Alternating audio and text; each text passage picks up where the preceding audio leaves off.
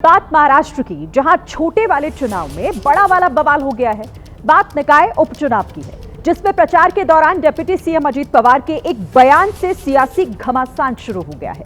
अजीत पवार ने जो कहा उसे विपक्ष ने अब मुद्दा बना लिया है और अब विपक्ष कह रहा है कि यह तो जनता को धमकी देने जैसा है। महाराष्ट्र के पुणे की बारामती तहसील के मालेगांव में डिप्टी सीएम अजीत पवार निकाय उपचुनाव में प्रचार करने पहुंचे थे।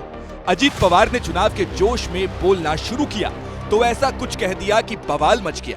अजीत पवार ने क्या कहा, पहले वो सुनिए। बात तुम्ही मला 18च्या 18 उमेदवार निवडून दिले ना, मी तुम्हाला सांगितलेलं सगळं द्यायला तयार आहे, पण तुम्ही तिचा काट मारली का मी पण काट मारला। तुमच्या हातात मत द्यायचंय, माझ्या हातात निधी द्यायचंय, तो बघा काय ते। तो आपने सुन लिया, महाराष्ट्र के डिप्टी सीएम जो वित्त मंत्री भी हैं, उन्होंने क्या कहा। जो भी कहा उसका मतलब ये है कि अगर जनता ने वोट में कोई कट किया तो अजीत पवार क्षेत्र के विकास के लिए दिए जाने वाले फंड में कटौती कर देंगे। एक बार फिर सुनिए अजीत दादा पवार को। बात तुम्ही मला 18च्या 18 उमेदवार निवडून दिले ना, मी तुम्हाला सांगितलेलं सगळं द्यायला तयार आहे, पण तुम्ही तिचा काट मारली का मी पण काट मारला। तुमच्या हातात मत द्यायचंय, माझ्या हातात निधी द्यायचंय, तो बघा काय ते। अजीत पवार जो कह रहे हैं उसे आसान भाषा में लालच देना या धमकी देना कहते हैं। इसी बात को लेकर विपक्ष ने अजीत पवार पर चौतरफा हमला कर दिया। अजीत दादा ने तो इस तरह से बात की जैसा उन्होंने अपने मामा के घर से पैसे लाके दिए। ये एक तरह की रिश्वत भी देने की कोशिश करते हैं और दूसरी तरफ धमकी भी देने की कोशिश करते हैं। लेकिन अजीत दादा बीजेपी के साथ जाके शायद ये बात भूल गए हैं कि महाराष्ट्र विनम्रता को सम्मान करता है, दादागिरी को नहीं। आप जो योजनाएं चलाते, जो पैसा चलाते हो, वो आम जनता के, नागरिकों के टैक्स से आता है, आपके घर से नहीं आता है। किसी भी राज्य का कोष, ट्रेजरी या जो डेवलपमेंट फंड है, उस पे पूर्ण अधिकार उस राज्य की जनता का है। महाराष्ट्र का अगर कोई विकास निधि है तो उसके ऊपर अधिकार महाराष्ट्र की जनता का है, किसी नेता का नहीं, किसी पक्ष का नहीं, किसी मंत्री का नहीं।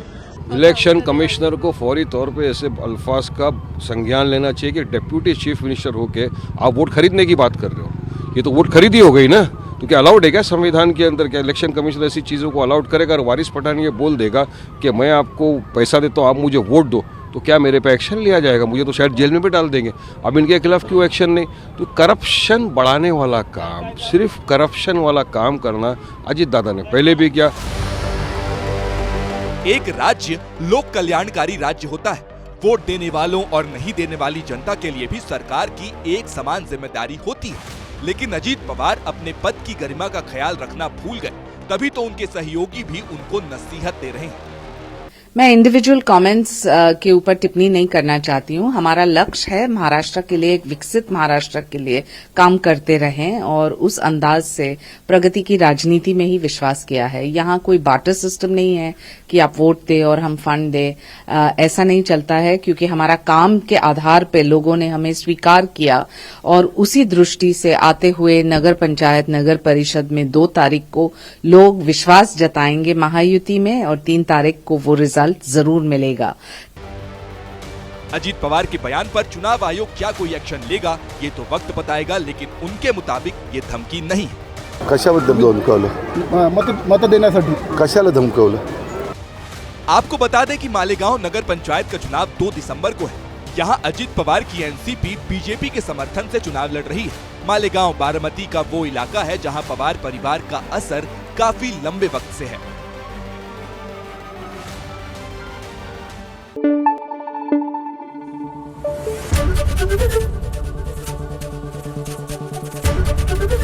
एबीपी न्यूज आपको रखे आगे।